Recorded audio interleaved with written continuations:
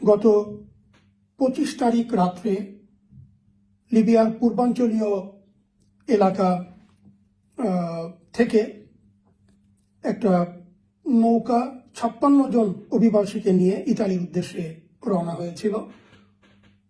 খুব সম্ভবত 25 তারিখ রাত্রেই দুর্ঘটনা কবলিত হয় এবং গত 28, 29, 30 এই 3 দিন লিবিয়ার পূর্ব অঞ্চলীয় উপকূলবর্তী এলাকা ব্রেগা নামক এলাকাতে এই নিহতদের লাশগুলো ভেসে আসতে থাকে। 28 তারিখে 7 জন, 29 তারিখে 11 জন, 30 তারিখে 2 জন এবং 31 তারিখে আরো 3 জন, সর্বমোট 23টি লাশ উদ্ধার করা হয়েছে। উদ্ধারকৃত লাশগুলো আজদাবিয়া বলে পূর্বাঞ্চলীয় একটা শহর রয়েছে, সেই শহরে সেগুলো পরিষ্কার পরিচ্ছন্ন এবং অন্যান্য ফর্মালিটিস সম্পন্ন করে আজদাবিয়াতেই দাফন সম্পন্ন করা হয়েছে। কারণ আমরা এটার সাথে যারা সম্পৃক্ত ছিল, রেড ক্রিসেন্ট এবং স্থানীয় কর্তৃপক্ষ, তাদের সাথে আমরা যোগাযোগ করেছি। তারা বলেছে লাশগুলো ডিকম্পোজ হয়ে গিয়েছিল, এগুলো রাখার কোনো উপায় ছিল না।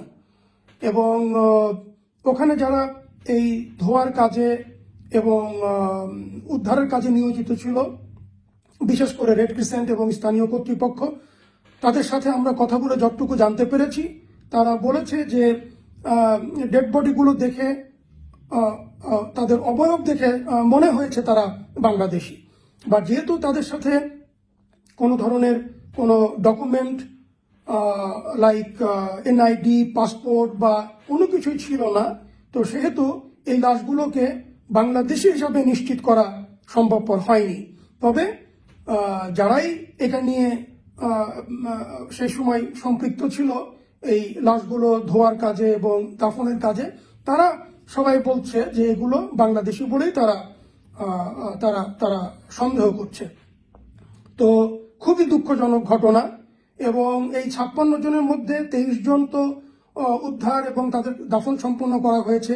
বাট বাকি 2 জনের কথা আমরা জানতে পেরেছি যে তারা খুব মুমূর্ষ অবস্থায় তাদেরকে উদ্ধার করা হয়েছে এবং তাদেরকে খুব সম্ভবত সেনাবাহিনী বা পুলিশের কোনো একটা হসপিটালে আইসিইউতে রাখা হয়েছে। আমরা তাদের লোকেশন সম্পর্কে এখনো নিশ্চিত হতে পারি নাই। আর বাকি নিখোঁজ যারা রয়েছে তাদেরও আর কোনো খোঁজ আমরা এখন পর্যন্ত পাই নাই। আমরা টিম যাওয়ার জন্য প্রস্তুত রয়েছি। স্বরাষ্ট্র মন্ত্রণালয়ে আমরা আমাদের নোট ভার্বাল দিয়েছি যে জরুরি ভিত্তিতে আমরা ওই এলাকায় যে বাকি দেখতে চাই, যে একটু ইনকোয়ার করতে চাই, এই ব্যাপারে নিশ্চিত হতে চাই। বাট এখন পর্যন্ত আমরা পারমিশন পাইনি। তো এই প্রসঙ্গে একটা বিষয় আমি বলে রাখতে চাই যে এই যে অবৈধভাবে ভূমধ্যসাগর পাড়ি দিয়ে ইতালি যাওয়ার যেই অদম্য স্পৃহা, মানুষের মধ্যে যে আগ্রহ, এইটাকে কোনোভাবেই রোধ করা যাচ্ছে না। 2023-এর জুনে আমি অ্যাম্বাসাডর হিসেবে টেক ওভার করার পরে এই 1.5 বছরে আমি 4200 বাংলাদেশিকে ডিটেনশন সেন্টার, জেলখানা এবং এখানে মানবতারও জীবনযাপন করছিল যারা আগ্রহী ছিল বাংলাদেশে ফেরত যাওয়ার জন্য, আমি তাদেরকে আইএমএর ফ্লাইটের মাধ্যমে তাদের বাংলাদেশে ফেরত যাওয়ার ব্যবস্থা করে দিয়েছি। এবং অলমোস্ট প্রত্যেকটা ফ্লাইটে আমি নিজে তাদেরকে বিদায় দিয়েছি, অথবা আমার মিনিস্টার শ্রম তাদেরকে বিদায় দিয়েছে। এবং প্রত্যেকটা ক্ষেত্রে আমি ব্যক্তিগতভাবে তাদেরকে বলেছি যে আপনাদের কাছে আমার 2টা অনুরোধ।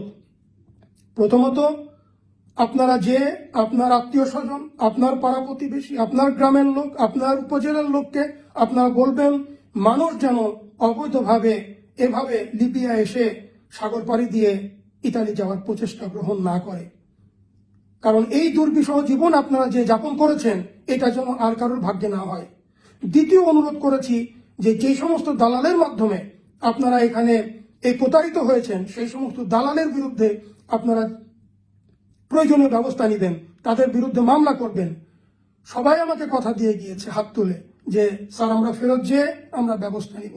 আমি জানি না কতজন তাদের কথাকে রেখেছে, কারণ আমি তো এর কোনো প্রতিফলন দেখছি না।